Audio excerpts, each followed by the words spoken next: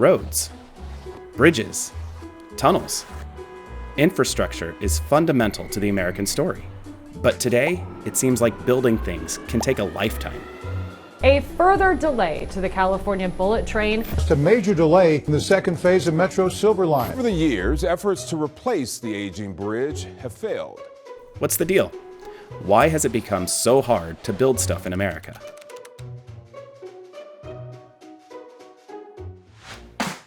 Say you want to build a new highway to ease congestion in a rapidly sprawling suburb.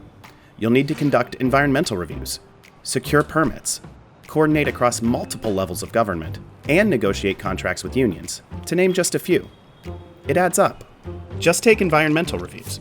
One study found that over a 40-year period, the time it took to complete environmental impact studies for highway projects grew to take 4 times as long.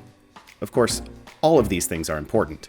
What good is that new road if building it damages the environment or causes more harm to the community it's meant to serve? Reason number 2. It turns out digging up the earth and laying concrete is expensive. Civil engineers estimate that to address all of the nation's infrastructure needs by 2029, we need to spend an additional $2.6 trillion. There's just one problem. You guessed it. How to pay for it. There's no shortage of ideas, just of the political consensus to make it happen. At least for now. We all want a faster, cheaper way to get to work, until that route goes through our own backyard. NIMBYism, or not in my backyard, is driven by vocal politicians and constituents taking over the planning process to gum up the works. Planning for a light rail line connecting Washington, D.C.'s Maryland suburbs started in 1983. Litigation over the project was one of the factors that helped slow the project to a crawl. The good news? It's on track to open, more than 40 years later. And then there's the opposite problem, YIMBYism, or yes in my backyard. Take California's efforts at high-speed rail. The state was unable to pick a route connecting the population centers in the north and south because too many cities in the middle wanted to be a stop on the line.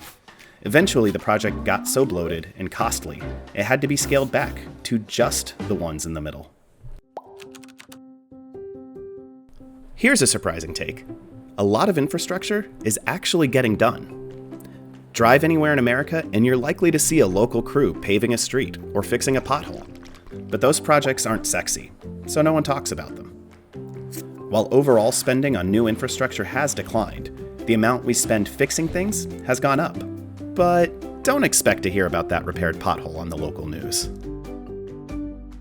And that's why it's so hard to build new stuff in America.